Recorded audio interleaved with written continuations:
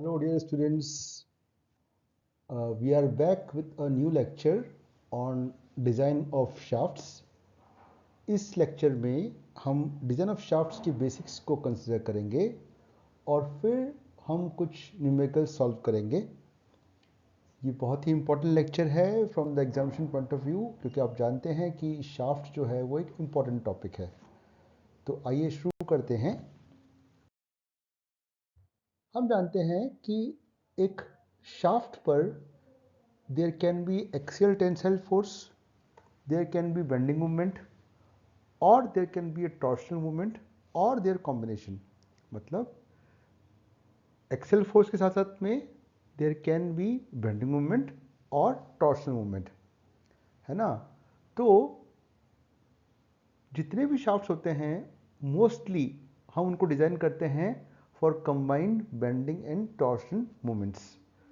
इसको ऐसे समझिए कि एक शाफ्ट पर जो कि पावर ट्रांसमिट कर रहा है, रोटेट कर रहा है, उस पर कुछ पुलीज लगी हुई हैं, कुछ गियर्स लगे हुए हैं। तो पुलीज और गियर के कारण से बेंडिंग मूवमेंट होगा और टॉर्शन मूवमेंट भी होगा। तो हमें कंबाइंड बेंडिंग और टॉर्शन मूवमेंट्स के लिए शाफ्ट का डिज़ाइन करना होगा, है ना। और पर्पस क्या होता है? हमारा पर्पस होता है from the strength and rigidity considerations to arrive at appropriate diameter of shaft, क्योंकि और तो कुछ शाफ्ट में है नहीं, हमें तो शाफ्ट की डायमीटर निकालनी है। तो शाफ्ट की डायमीटर निकालने के लिए स्ट्रेंथ पॉइंट ऑफ व्यू से और रिजिडिटी पॉइंट ऑफ व्यू से क्या बेंडिंग मूवमेंट और टॉर्शन मूवमेंट के कारण से कितनी डायमीटर रिक्वायर्ड होगी, वो हमारा पर्पस होता है। लेक्चर थोड़ा सा लंबा होने वाला है, so I request all of you to have patience and बहुत अच्छे से इसको समझने की कोशिश करते हैं।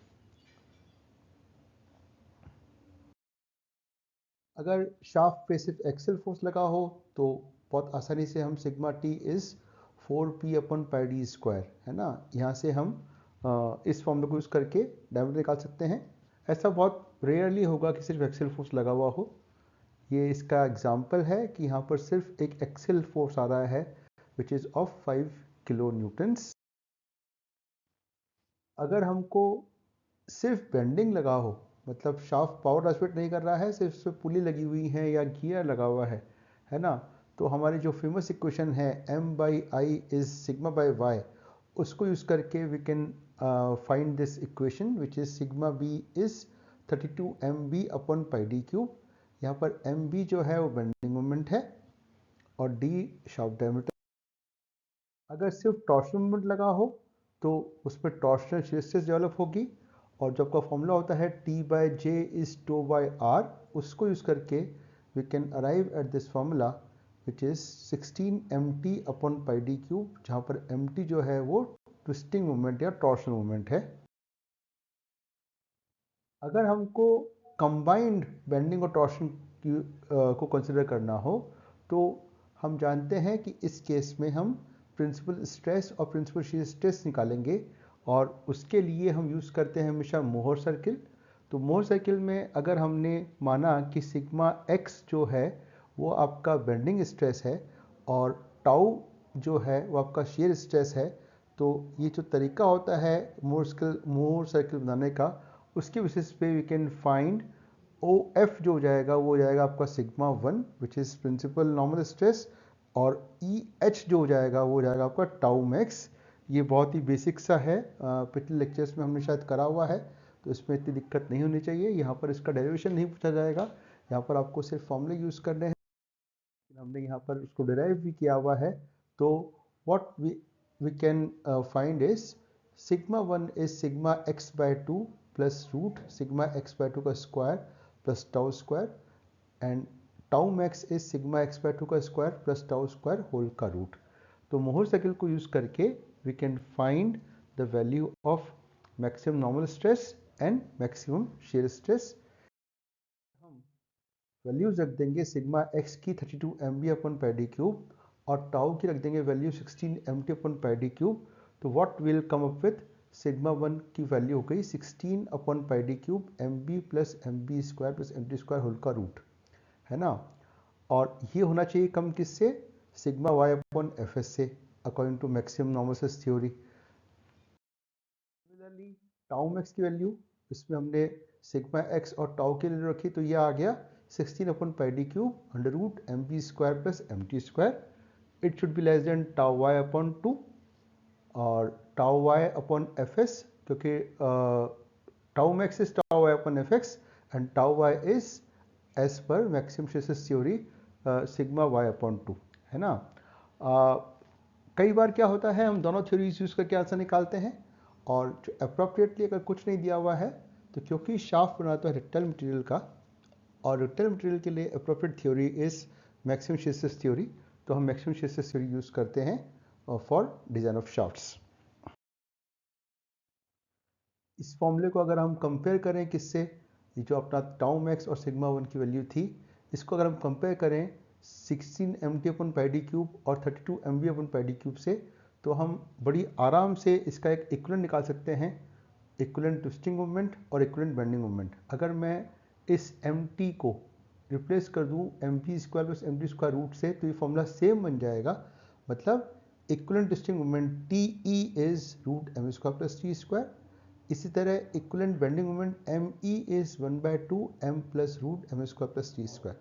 फ़ायदा क्या है? फ़ायदा ये है कि अगर हमको एम और टी निकाल लिए हमने किसी तरीके से, कंबाइंड लोडिंग का क्वेश्चन है, तो हम क्या करेंगे, एम ई निकाल लेंगे और टी ई निकाल लेंगे, और ये जो फॉर्मूले हैं हमारे उसमें हम रख देंगे 32 M E upon pi D cube या 16 T E upon pi D cube. तो आपका फॉर्मूला जो है वो बड़ा आसान सा बन जाए। ये हुआ design of shaft based on strength. अगर हम टॉर्शनल रिजिडिटी की बात करें तो दो तरह की रिजिडिटी होती हैं, एक होती है लिटरल रिजिडिटी और एक होती है टॉर्शनल रिजिडिटी। टॉर्शनल रिजिडिटी में हम ये कोशिश करते हैं कि जो उसका एक एंगुलर डिफॉर्मेशन हो रहा है that should not exceed a certain permissible limit, उसकी यूज करते हैं T by J equals to G theta by L वाला जो इक्वेशन हम यूज़ करते हैं। उससे क्या आ गया, theta is M T L upon J G, theta radian में है, इसको डिग्री में कन्वर्ट किया 180 upon pi M T L upon J G. J की वैल्यू होती है पाई डी 4/60, पाई डी 4/32, ये रख दिया, इसको वैल्यू को रखा, तो ये थीटा का फॉर्मूला आ गया 584 M T L upon G D 4, जहाँ पर एम टी हो गया आपका ट्विस्टिंग मोमेंट, एल हो गया लेंथ ऑफ शाफ्ट जिसमें ये थीटा एंगल परमिसिबल है, G is modulus of rigidity and D is diameter of shaft. होता क्या है, कई बार आपको डायमीटर निकालनी पड़ती है बेस्ड ऑन रिजिडिटी कंसिडरेशंस या टॉर्शनल रिजिडिटी बेसिस पे निकालनी पड़ती है, उस केस में हमको ये वाला फॉर्मूला यूज करना होगा। कई बार क्या होता है, आपको दिया जाता है कि आपको एएसएमई कोड के बेसिस पर शाफ्ट डिज़ाइन करना है, तो बहुत ज़्यादा अंतर कुछ नहीं पड़ता है। अंतर ये पड़ता है एएसएमई कोड के बेसिस पर जब हम शाफ्ट डिज़ाइन करते हैं तो हमको फैक्टर ऑफ सेफ्टी जो है वो अज्यूम नहीं करना होता है, हमको दी हुई सिग्मा वाई और सिग्मा अल्टीमेट वैल्यू से ही हमको परमिसिबल स्ट्रेसेस निकालनी पड़ती हैं। तो टाउ मैक्स जो हो जाएगा उस केस में अगर आपको एएसएमई कोड यूज़ करना है तो it is either 0.3 sigma Y और 0.18 sigma ultimate, whichever is minimum. जो भी वैल्यू मिनिमम है वो कौन कौन सी में से 30% ऑफ सिग्मा वाई या 18% ऑफ सिग्मा अल्टीमेट, है ना। उस बेसिस पे हम निकाल लेते हैं वैल्यू टॉमिक्स की। अगर शाफ्ट में कीवे भी हैं तो इन वैल्यूज़ को और हम कम कर देते हैं 25% से। फ़र्ज़ कीजिए आपका सिग्मा अल्टीमेट कुछ 500 मेगा पास्कल है और सिग्मा वाई जो है वो आपका 300 मेगा पास्कल है, तो 300 इंटू 0.3 इस 90, 500 इंटू 18 इस 90, दोनों सेम आ रहा है, तो 90 मेगा पास्कल आपकी हो गई टाउ मैक्स। अगर इसमें शाफ्ट में कीवे भी था तो इस 90 को 25% से और कम कर देंगे, ये आपकी हो जाएगी टाउ मैक्स, है ना। एक हमको जब एएसएमई कोड यूज़ करते हैं तो हमको दो फैक्टर्स यूज़ करने पड़ते हैं, उनको हम बोलते हैं combined fatigue and shock factor for bending and torsion. तो आपकी इक्वेशन थी पहले क्या थी, पहले थी 16 upon pi D cube M B square plus M T square, इसमें अब ये फैक्टर्स जुड़ जाएंगे K B M B square plus K T M T square. ये फैक्टर्स आपको दिए हुए होते हैं, नहीं दिए हुए हों तो आप अज्यूम कर सकते हैं। इनकी ये होती है ब्रेजिल अप्लाइड लोड के लिए के बी के टी, इस तरह सडनली अप्लाइड लोड के लिए और लोड हैवी शॉक के लिए। तो नहीं दिया हुआ हो तो आप 1.5 से लेकर 2 तक के कोई वैल्यू अज्यूम कर सकते हैं। ध्यान ये रखना है कि जब भी हमको एएसएमई कोड के बेसिस पे डिज़ाइन करना होता है तो हमको केवी और केटी अज्यूम करके चलने चाहिए। कई बार हम हॉलो शाफ्ट यूज़ करते हैं as compare to solid shaft. ये पार्ट ए और पार्ट बी में क्वेश्चन भी बनता है। इसका फ़ायदा ये है कि हॉलो शाफ्ट की स्टिफनेस ज़्यादा होती है सॉलिड शाफ्ट से फॉर सेम वेट। इसी तरह से strength of hollow shaft is more as compare to solid shaft with same weight, और नेचुरल फ्रिक्वेंसी भी ज़्यादा होती है हॉलो शाफ्ट की as compare to solid shaft with same weight. तो इस कुछ कंडीशंस में will prefer hollow shaft as compare to solid shaft. हालांकि इसके कुछ ड्रॉबैक्स भी हैं। ये कॉस्टली होता है क्योंकि इसको ड्रिलिंग करनी पड़ती है। ड्रिल्स जो एक प्रोसेस एक्स्ट्रा हो जाता है इसलिए कॉस्टली होता है। और diameter of hollow shaft is more than that of solid shaft and requires more space। ठीक है, तो पार्ट ए में कई बार क्वेश्चन पूछ लिया जाता है कि what are the advantages and drawbacks of hollow shaft over solid shaft, तो उसमें आपको ये पॉइंट्स को मेंशन करना है। ये इसके एप्लीकेशंस हो गए जहाँ जहाँ भी हमको कूलेंट्स के लिए पैसेज देना होता है या कंट्रोल की बिल्स निकालनी होती हैं, जैसे विंड पावर प्लांट में वहाँ हम हॉलो शाफ्ट यूज़ करते हैं। प्रोपेलर शाफ्ट में जो है वो हॉलो शाफ्ट यूज़ होता है। और एब्सेक्टली गियर बॉक्सेस में भी जहाँ पर एक शाफ्ट के अंदर दूसरा शाफ्ट रोटेट करता है वी यूज हॉलो शाफ्ट की। अगर डिज़ाइन करनी हो तो फॉर्मूले सेम से रहते हैं, बस उसमें अंतर यह आता है कि वहाँ पर क्योंकि दो डायमीटर हैं, एक इनसाइड और आउटसाइड, तो उनका रेशियो अगर हम D I upon D O is C, तो फॉर्मूले में थोड़ा सा चेंज आएगा बस, बाकी फॉर्मूला सेम वही रहेगा। जैसे सपोज हमारा फॉर्मूला था sigma T is 4 P upon pi D square, है ना, सॉलिड शाफ्ट के लिए। अब क्या हो जाएगा, pi D O square into 1 - c² where C is ratio of D I and D O. Bending के लिए सिर्फ बेंडिंग है तो यहाँ पर भी डी क्यूब की जगह हो जाएगा डी ओ क्यूब, बाकी फॉर्मूला सेम रहेगा और एक फैक्टर जुड़ जाएगा, मल्टीप्लाई हो जाएगा 1 - c4। टॉर्शन में भी ऐसे होगा, 1 - c4 फैक्टर से मल्टीप्लाई करना पड़ेगा इसको। और अगर आपने इसको कंबाइन लोडिंग में भी आपका सेम फॉर्मूला रहेगा, लेकिन आपको जो अंतर आएगा वो किस में आएगा, वो बस ये d की जगह डी ओ हो जाएगा और एक फैक्टर 1 - c4 इसमें मल्टीप्लाई हो जाएगा। तो ये फॉर्मूला आप पहले फॉर्मूला क्या था 16/πd³ है ना, M B plus root M B square plus M T square. अब इस केस में d को रिप्लेस कर दिया हमने डी ओ से और एक फैक्टर से मल्टीप्लाई कर दिया 1 - c4, है ना। तो सेम फॉर्मूले हम यूज़ कर सकते हैं for designing hollow shafts also. ये इस तरह टॉमेक्स का फॉर्मूला हो गया। अगर आपको हॉलो शाफ्ट डिज़ाइन करना हो on the basis of torsional rigidity तो कोई अंतर नहीं है, T/J 2/R वही फॉर्मूला यूज़ करा आपने। यहाँ पर GD4 की जगह GDO4 हो जाएगा और 1 - c4 से फैक्टर से मल्टीप्लाई कर। अगर इतना क्लियर है तो अब हम पोजीशन में हैं कि हम अब इसके क्वेश्चंस अटेम्प्ट कर सकते हैं। तो बहुत ध्यान से देखिएगा, बहुत मतलब ऐसा कोई साल नहीं है जब शाफ्ट का न्यूमेरिकल नहीं आया हो, तो हमको शाफ्ट का न्यूमेरिकल अच्छी तरह से सीखना है। आसान क्वेश्चन से शुरू करते हैं। एक सेंट्रिफ्यूगल पंप है which is driven by a 10 kilowatt power 1440 RPM electric motor.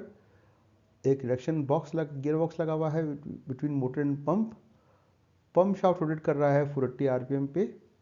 Design torque जो है वो ज़्यादा है 150% of the rated torque. Motor and pump shaft जो हैं दोनों बने हुए हैं 40C8 के, जिसके लिए सिग्मा वाई है 380 मेगापास्कल और FOS है 4 का। अब हमको क्या डिज़ाइन करना है, हमको डिज़ाइन करना है मोटर शाफ्ट की डायमीटर निकालनी है और हमको पंप शाफ्ट की डायमीटर निकालनी है ना। तो बहुत ही आसान सा क्वेश्चन है हमको दोनों केसेस के लिए, क्योंकि हमारी RPM अलग अलग हो गई है तो हमारा टॉर्क जो है वो डिफरेंट हो जाएगा दोनों के लिए, और टॉर्क के बेसिस पे हम इसकी डायमीटर निकाल पाएंगे। समराइज किया, RPM of motor shaft is 1440, pump shaft is 480। Design torque ये बहुत इंपॉर्टेंट है।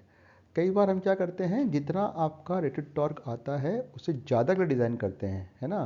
तो कई बार आपको दिया हो रहेगा कि सर्विस वेक्टर यूज़ करना है से 1.5 या 2 का, या 150% 200% ज़्यादा है, तो उस केस में करना सिर्फ ये है कि जो आपका टॉर्क आया है उसको आप उस फैक्टर से मल्टीप्लाई करके बढ़ा दीजिए, है ना। कैसे, जरा देखते हैं। सिग्मा वाई दिया हुआ है 30 मेगा पास्कल, एफ एस पर हमने क्या किया, परमिसिबल शियर स्ट्रेस निकाला। कैसे निकालेंगे, tau Y upon F S. Tau Y कितना हो जाएगा 0.5 सिग्मा वाई, कितना आ गया 47.5 मेगा पास्कल। वुड साहब की आरपीएम टाइम पे निकालनी है। पहले हमने निकाला टी रेटेड, कैसे निकालेंगे, power into 60 upon 2 pi N. इस फॉर्मूले को यूज़ करके जो आपका टॉर्क आएगा वो आएगा न्यूटन मीटर में, लेकिन आपको उसको कन्वर्ट करना है न्यूटन एमएम में, है ना। तो 10 किलोवाट, किलो के लिए लगा 10⁻³ और ये 10⁻³ जो लगाया है ये कन्वर्ट कर रहा है न्यूटन इंटू मीटर को न्यूटन इंटू एमएम में। क्योंकि हमारा टॉर्क ज़्यादा है 150%, तो हमने जो रेटेड टॉर्क है उसको 1.5 से मल्टीप्लाई कर दिया, ये हमारा आ गया टी मैक्स। अब क्योंकि कोई बेंडिंग नहीं है, कोई एक्सेल, तो हम इस फॉर्मूले को यूज़ करके, कौन सा, tau max is 16 T max upon pi D cube, जहाँ पर डी क्या है, डायमीटर ऑफ मोटर शाफ्ट, निकाल लेंगे वो कितनी आ जाएगी 22.08 mm। हम पंप शाफ्ट की बात करते हैं। पंप शाफ्ट की आरपीएम अलग थी तो टॉर्क चेंज हो जाएगा, तो हमने टी मैक्स ये जो निकाला वो हो गया आपका 298,414.5 mm न्यूटन mm। उसी तरह से किया, पावर रखी लेकिन आरपीएम चेंज हो गई थी। अब और फॉर्मूला वो यूज़ करेंगे टाउ मैक्स के लिए 16 T max upon pi D P cube. Shaft है ये कितनी आ गई 31.75। तो ये बड़ा आसान क्वेश्चन था जिसपे सिर्फ टॉक लग रहा था, है ना। सेकंड क्वेश्चन पे आते हैं। A rotating shaft 40 mm diameter is made of steel FEE 580, मतलब इसकी सिग्मा वाई 580 मेगा पास्कल है। उस पर एक टॉर्शन मोमेंट लग रहा है 250 न्यूटन मीटर का और बेंडिंग मोमेंट लग रहा है 1250 न्यूटन मीटर का। हमें एफ ओ एस निकालना है। कई बार ऐसा भी आता है, डिज़ाइन नहीं करना है आपको, आपको दूसरी कोई चीज़ें निकालनी होती हैं, है ना। तो मैक्सिमम प्रिंसिपल स्ट्रेस थ्योरी से और मैक्सिमम शियर स्ट्रेस थ्योरी से, बड़ा आसान क्वेश्चन है। डाटा समराइज किया, shaft diameter sigma Y 580, T 250 newton metre, M bending moment 1250। अगर हमको निकालना है मैक्सिमम नॉर्मल स्ट्रेस की बेसिस पे, तो हमने क्या किया, कंबाइंड बेंडिंग एंड टॉर्शन के लिए हम जानते हैं हमारा फॉर्मूला होता है sigma 1 is 32 ME upon pi D cube, जहाँ पर ME कितना हो जाएगा 1/2 m plus root M square plus T square. ध्यान रखिएगा ये आपको दिया है न्यूटन मीटर में, हमने इसको कन्वर्ट कर लिया न्यूटन mm में। तो सिग्मा 1 कितना हो जाएगा आपका 201 मेगा पास्कल, है ना। अब हम जानते हैं सिग्मा 1 क्या होता है। For safe design sigma 1 should be equal to sigma Y upon F S. Sigma Y known है, सिग्मा 1 हमने निकाल लिया, तो एफ एस हो गया 2.88। This is factor of safety based on normal stress theory for maximum stress theory. हमारा formula क्या हो जाएगा, tau max is 16 T E upon pi D cube. T E हो गया equivalent twisting moment equals to M square plus T square. इसको convert किया newton M M में, तो टी ई आ गया, टी ई आ गया तो टाउ मैक्स आ गया, हो गया आपका 101.4 मेगा पास्कल।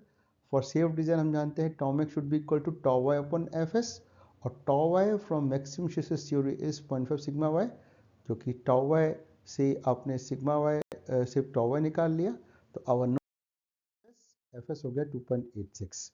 इसको समराइज कर दिया कि अगर मैक्सिमम नॉर्मल स्ट्रेस यूज़ करेंगे तो एफ एस आएगा 2.88, मैक्सिमम शियर स्ट्रेस यूज़ करेंगे तो आपका एफ एस आएगा 2.86। तो एक और आसान क्वेश्चन था। एक और क्वेश्चन चलते हैं।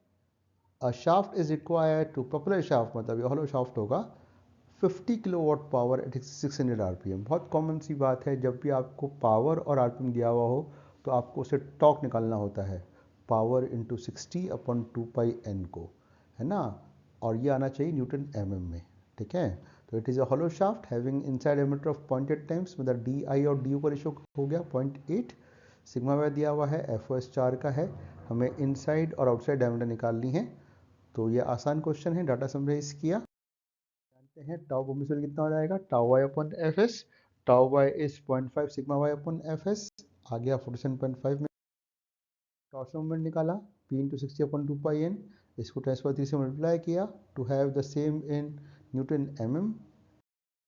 हम जानते हैं formula for hollow shaft is tau max 16t/π/do³ into -c4, आपको c दिया हुआ है 0.8। तो इस पूरी इक्वेशन में एक अननोन हो गया do, आउटर डायमीटर।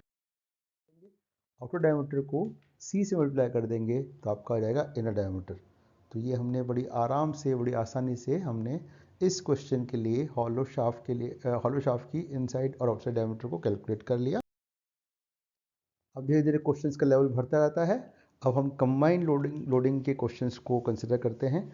इस क्वेश्चन की लेंथ जो होती है उससे कभी भी मत घबराना, है ना।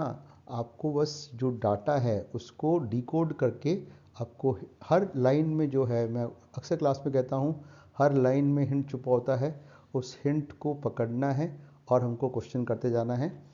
देखिए, एक बात और बताना चाहूँगा कि शाफ्ट के जो क्वेश्चन होते हैं उनमें कई बार क्या होता है, डायग्राम दिया होता है कि लोडिंग कहाँ कहाँ लग रही है, तो वो थोड़ा सा आसान हो जाता है। कई बार क्या होगा, टेक्स्ट फॉर्म में इंफॉर्मेशन दी हुई रहेगी, है ना, कि एक पुली है वो लेफ़्ट से राइट हैंड की तरफ लगी हुई है, लेफ़्ट हैंड से इतनी दूरी पर लगी हुई है या राइट हैंड से इतनी दूरी पर लगी हुई है ना। तो उस केस में आपका काम थोड़ा सा बढ़ जाता है। आपको उस इंफॉर्मेशन को यूज़ करके पहले डायग्राम बनाना होता है ना। तो डायग्राम बना के ही, अगर डायग्राम सही बनेगा तभी आप उस क्वेश्चन को ढंग से कर पाएंगे। तो ये ऐसा एक क्वेश्चन है जिसमें आपको डायग्राम नहीं दिया हुआ है, आपको इन्फॉर्मेशन दी हुई है, आपको डायग्राम बनाना है इन्फॉर्मेशन से और फिर आगे काम करना है। देखते हैं जरा क्या क्वेश्चन है ये। दो बियरिंग्स हैं जिनकी आपस की दूरी है 750 mm।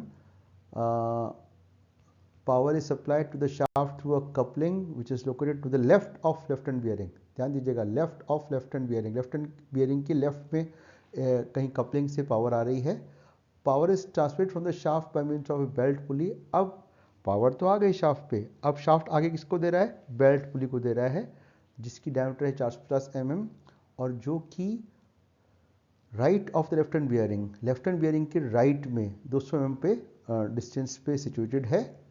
इस पुली का वेट भी है 300 न्यूटन और जो रेशियो है tension of tight and slack side का वो है 2:1 और टेंशन्स जो हैं वो वर्टिकली डाउनवर्ड डायरेक्शन में एक्ट कर रही हैं। ठीक है।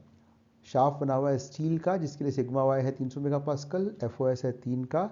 हमें शाफ्ट डायमीटर निकालनी है अगर ये 12.5 किलोवाट पावर को ट्रांसमिट करता है 300 आरपीएम पे। ठीक है। तो स्टेप बाय स्टेप चलते हैं, बहुत आराम से आप लोग को इस क्वेश्चन को समझना है। अगर आपने इसको क्वेश्चन को समझने की अच्छी तरह से समझ लिया इस क्वेश्चन को, तो आप शाफ्ट डिज़ाइन को अच्छी तरह से कर पाएंगे। डाटा समराइज किया जो दिया हुआ था। टाउ मैक्स निकाला, कैसे निकालेंगे, स्टेप 1, टाउ वाई अपन एफ एस। टाउ वाई कितना हो जाएगा, 0.5 सिग्मा वाई अपन एफ एस। टॉर्शन में निकालेंगे पी इंटू 60/2πn से।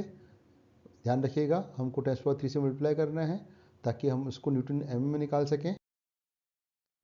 अब बेंडिंग मोमेंट निकालेंगे। बेंडिंग मोमेंट कैसे निकालेंगे, बेंडिंग मोमेंट निकालने के लिए हम जानते हैं कि जो ट्विस्टिंग मोमेंट है टी, वो कितना हो जाएगा, P1 - P2 इंटू आर, है ना। P1 क्या है, tension in tight side, P2 क्या है, टेंशन इन स्लैक साइड। हमें नहीं पता है लेकिन हमें इनका रेशियो पता है। ठीक है। तो ये दो इक्वेशन बन गई, एक T equals to P1 - P2 into 25 और एक हो गई P1/P2 इज 2। ठीक है। तो इन दो इक्वेशन में दो अननोन हैं P1 और P2, ये निकाल लेंगे। P1 3536.7, P2 आ गया 1768.3 न्यूटन। अब क्योंकि क्वेश्चन में दिया हुआ है कि जो पुली है वो वर्टिकली डाउनवर्ड डायरेक्शन में एक्ट कर रही है, तो जो पुली पे due to the these tensions जो लोड आ जाएगा वो कितना हो जाएगा, P1 + P2 और खुद का उसका वेट, है ना। अगर वेट नहीं दिया हुआ था तो हम उसको इग्नोर कर देते, अगर लेकिन दिया हुआ है तो उसको कंसिडर करना पड़ेगा। अगर ये हॉरिजॉन्टल डायरेक्शन में होता तो हम इसको हॉरिजॉन्टल डायरेक्शन में लेते, लेकिन क्योंकि वर्टिकली डाउनवर्ड्स डायरेक्शन में है तो टोटल लोड बेंडिंग मोमेंट निकालने के लिए जो उस पॉइंट पे जहाँ पर पुली लगी हुई है, टोटल लोड जो हो जाएगा वो हो जाएगा 5605.17 न्यूटन। इसका डायग्राम हो गया। ये जो पुली है ये लेफ्ट हैंड बियरिंग से 200 mm राइट में सिचुएटेड है और इसकी रेडियस है 450 mm, है ना, और ये डिस्टेंस है 750 mm। अब कोई सा भी क्वेश्चन हो, शाफ्ट का कंबाइंड लोडिंग का, उसमें आपको जो मैक्सिमम काम है वो करना पड़ता है मैक्सिमम बेंडिंग मोमेंट निकालने का, है ना। तो इस केस में तो सिर्फ वर्टिकल लोडिंग है, वर्टिकल लोडिंग है तो हम क्या करेंगे, यहाँ पर लोड कितना लग रहा है, यहाँ पर लोड लग रहा है P1 plus P2 plus W। तो अब आप क्या करेंगे, अब इस लोड जो यहाँ पे लोड लगा इसके कारण से A और C पे रिएक्शंस आएंगी, उन रिएक्शंस को निकालेंगे और हम इस पॉइंट पे इसका बेंडिंग मोमेंट कैलकुलेट करेंगे, क्योंकि ये सिर्फ वर्टिकल केस में ही है तो ये मैक्सिमम होगा। अगर हॉरिजॉन्टल लोडिंग भी होती तो हमको वर्टिकल और हॉरिजॉन्टल के कारण से जो रिजल्टेंट बेंडिंग मोमेंट है वो निकालना होता। तो हमने देखा यहाँ पर इसका हमने लोडिंग डायग्राम बनाया जिसको हमने कहा वर्टिकल लोडिंग डायग्राम। तो आर ए और आर सी रिएक्शंस हो गई। हमने जो आपका कॉमन आपने मैकेनिक्स ऑफ सॉलिड से पढ़ा होगा ये बीम के लिए निकालने का, उस तरीके से आप रिएक्शंस निकालेंगे और रिएक्शंस निकालने के बाद जो मेन एम है वो है आपका, आपने बेंडिंग मोमेंट निकाल लिया आर सी इंटू 550, ये आपका बेंडिंग मोमेंट आया। आपके पास में टॉर्क है, आपके पास में बेंडिंग मोमेंट है ना। अब तो सारा काम हो, क्या करेंगे, इक्विवेलेंट ट्विस्टिंग मोमेंट निकाल लेंगे, T square plus M square, T आप निकाल चुके हैं, एम आपने अभी जस्ट निकाला है, और इसको इक्वेट कर देंगे 16 T E upon pi D cube से। ये आप इसको सॉल्व किया तो ये आ गया आपका 45.31 mm, है ना। तो मोटा मोटा हर क्वेश्चन में कुछ इसी तरह का काम आपको करना पड़ेगा शाफ्ट डिज़ाइन के। इसमें एक ही पुली थी, there can be more than one pulley, there can be one pulley one gear, कोई सा भी केस हो, आपको सिर्फ ये देखना है कि उसका हॉरिजॉन्टल लोडिंग डायग्राम कैसा है, उसका वर्टिकल लोडिंग डायग्राम कैसा है, उनसे आप उसका हॉरिजॉन्टल बेंडिंग मोमेंट डायग्राम बनाएंगे, हॉरिजॉन्टल वर्टिकल मोमेंट डायग्राम बनाएंगे, वर्टिकल बेंडिंग मोमेंट डायग्राम बनाएंगे और फिर रिजल्टेंट बेंडिंग मोमेंट डायग्राम बनाएंगे, है ना। थोड़ा सा टाइम कंज्यूम हो सकता है और थोड़ा सा आपको ध्यान रखना पड़ेगा, रिएक्शंस ध्यान से निकालनी पड़ेंगी, अदरवाइज आप गलती कर देंगे, है ना। ये सब करने के बाद में अल्टीमेट एम होता है एम निकालना। एम आ गया, टी आपके पास में दिया हुआ होता है, एम और टी से आप ट्विस्टिंग मोमेंट निकालेंगे, बेंडिंग मोमेंट निकालेंगे, इक्विवेलेंट बेंडिंग मोमेंट निकालेंगे और इक्वेशंस को यूज करके आप शाफ्ट डायमीटर निकाल लेंगे। एक और क्वेश्चन देखते हैं, यहाँ पर क्या है, shaft supporting two pulleys A and B and mounted between two bearings C1 and C2 as shown in figure। तो जैसे मैंने कहा था पिछले क्वेश्चन में आपको फिगर नहीं दिया हुआ था, फिगर आपको बनाना था, यहाँ पर फिगर दिया हुआ है, थोड़ा सा काम आसान हो गया। Power is transferred from pulley A to B, ये 40C8 इसका मटेरियल है, ठीक है। हमें निकालना है shaft diameter using ASME code. ध्यान दीजिए अभी हमने जस्ट पढ़ा है ASME कोड क्या करते हैं, 30% ऑफ सिग्मा अल्टीमेट और 18% ऑफ सिग्मा वाई, जो मिनिमम होगा उसको लेते हैं, ठीक है। के वी के टी के लिए भी दी हुई है। हमको इस क्वेश्चन में शाफ्ट को टॉर्सनल रिजिडिटी के बेसिस पे भी डिज़ाइन करना है और ये डाटा हमको दिए हुए हैं कि परमिसिबल एंगल 0.5 डिग्री का है और जी की वैल्यू 17,300 मेगा पास्कल है। देखिए कैसे कर, इसका कॉन्फ़िगरेशन हो गया, है ना। देखिएगा एक ये जो पुली ए है ये वर्टिकली डाउनवर्ड एक्ट कर रही है, जो पुली बी है वो वर्टिकल से 30 डिग्री एंगल पे एक्ट कर रही है और इनके आपको जो टाइट साइड पे टेंशन और स्लैक साइड पे टेंशन दिया हुआ है, ठीक है। तो इस कॉन्फ़िगरेशन से हमको इसका हॉरिजॉन्टल बेंडिंग मोमेंट डायग्राम बनाना है, वर्टिकल बेंडिंग मोमेंट डायग्राम बनाना है और हमको रिजल्टेंट बेंडिंग मोमेंट निकालना है। देखिए कैसे डाटा समराइज किया, पहले परमिसिबल शीयर स्ट्रेस हमने लिखा 30% of sigma Y, 18% of sigma ultimate, कौन सा कम है, 108 वाला कम है ना। क्योंकि शाफ्ट कीड भी है तो उसको 25% और कम कर देंगे तो आपका टाउ मैक्स या टाउ परमिसिबल हो गया 81 मेगा पास्कल। टॉर्शन मोमेंट आपको निकालना पड़ेगा, आपको टॉर्शन मोमेंट के लिए पावर दी हुई नहीं है लेकिन हम जानते हैं टॉर्शन मोमेंट कितना होता है, जो टाइट और स्लेक साइड का डिफरेंस इनटू रेडियस, किसी से भी निकाल लें, P1A minus P2A into R A कर दें या P1B minus P2B into R B कर दें, एक ही बात है। टॉर्क आपका आ जाएगा 150 इंटू 10⁻³ न्यूटन mm, है ना। ये टॉर्क आ गया। अब सारा काम क्या बचा, m निकालने का, बेंडिंग मोमेंट निकालने का। अब देखिएगा यहाँ पर क्या हो रहा है, बी पुली पर आपका जो था वर्टिकल बेंडिंग मोमेंट डायग्राम बनाने के लिए, वर्टिकल लोडिंग डायग्राम बनाने के लिए जितना लोड है वो एक एंगल पे ऐड कर रहा है ना। तो sin 30 कंपोनेंट के कारण से क्या हो जाएगा, वर्टिकल कंपोनेंट आ जाएगा इसका। और ये इनकी रिलेटिव पोजीशन दी हुई है, ए पॉइंट पे कोई भी वर्टिकल कोई भी हॉरिजॉन्टल लोड नहीं है। तो ये हॉरिजॉन्टल लोडिंग डायग्राम में क्या किया, बी पॉइंट पे आया लोड इतना 1500 plus 500 into sin 30 that is 1000 Newton. A point पे कोई लोड नहीं है, तो हम बड़े आसानी से हमने RC1 RC2 रिएक्शंस निकाल लेंगे। रिएक्शंस निकाल बेंडिंग मोमेंट डायग्राम, तो ये बन गया आपका हॉरिजॉन्टल बेंडिंग मोमेंट डायग्राम। अब हम वर्टिकल, अब क्योंकि ए पॉइंट पे भी लोड है कितना है 2500 न्यूटन, और बी पॉइंट पे वर्टिकली अपवर्ड डायरेक्शन में लोड हो जाएगा 1500 प्लस 500 इंटू कॉज ऑफ 30। ठीक है, तो इनसे वापस से हम RC1 और RC2 निकालेंगे, और यहाँ से हम लोडिंग डायग्राम बनाएंगे लोडिंग इस तरह से, है ना। पर्पस क्या है, हमको ए और बी दोनों पर हमको कितना हॉरिजॉन्टल बेंडिंग मोमेंट है और कितना वर्टिकल बेंडिंग मोमेंट है वो निकालना है। उससे हमने निकाला रिजल्टेंट आया MA इतना, क्योंकि MA ज़्यादा है तो हमारा जो हम ज़्यादा बेंडिंग मोमेंट लेंगे वो A वाला लेंगे। तो इस पूरी एक्सरसाइज से हमारे पास क्या आ गया, M आ गया, है ना। M आ गया, T आ गया, दोनों से इक्विवेलेंट ट्विस्टिंग मोमेंट। उसके लिए लेकिन अब क्योंकि ASME कोड के बेसिस पे करना है, तो हमारा फॉर्मूला क्या लग जाएगा, KB_MA² प्लस KT_T² और 16/πd3। सब कुछ डाटा आपको पता है, KB पता है, KT पता है दिया हुआ है, MA हमने जस्ट निकाला है, T हमने निकाल लिया। तो पूरी इक्वेशन में एक ही अननोन है D, डायमीटर ऑफ शाफ्ट, वो निकल जाएगा 25.35 mm। अब क्योंकि हमको टॉर्सनल रिजिडिटी के बेसिस पे भी करना है, तो थीटा क्या फॉर्मूला हम जानते हैं क्या होता है, 584 TL/GD4। और हमको थीटा किस में दिया हुआ है, permissive angle between two pulleys, तो उनकी लेंथ कितनी है, दोनों पुलिस के बीच की लेंथ कितनी है, 200 mm। ये बहुत ध्यान से देखने की बात है। थीटा जो है वो किस उसके लिए अब किस लेंथ के लिए दिया हुआ है, 200 mm लेंथ के लिए थीटा दिया हुआ है। तो यहाँ पर L हो जाएगी 200 mm, थीटा 0.5 डिग्रीज रख देंगे, G दिया हुआ है, T पता है, 25.78 mm। तो ज़्यादा अंतर नहीं पड़ा, स्ट्रेंथ बेसिस पे इट इज़ 25.35 mm और रिजिडिटी बेसिस पे इट इज़ 25.78 mm। तो ये कुछ क्वेश्चंस हमने किए which was based on the design of shafts. तो हमने बड़ी आराम से इसको समझने की कोशिश की है। तो आपको भी इसी तरह से करना है, जो आपको डाटा दिया हुआ है उस डाटा को यूज़ करके आपको पहले डायग्राम बनाना है।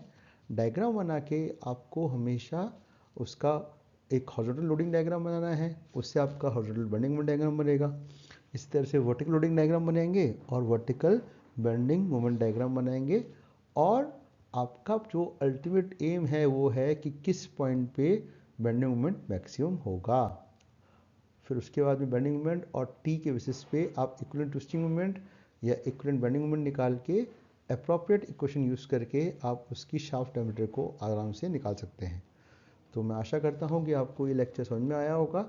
इसको लेक्चर को ढंग से एक बार सुनिएगा, अच्छी अच्छी किताबें रेफ़र कीजिएगा या लेक्चर नोट्स रेफ़र कीजिएगा और प्रैक्टिस कीजिएगा, ताकि आप एग्ज़ाम में डिज़ाइन ऑफ शाफ्ट्स को की क्वेश्चन अटेम्प्ट कर पाएँ। मिलते हैं अगले लेक्चर में, तब तक के लिए थैंक यू सो मच।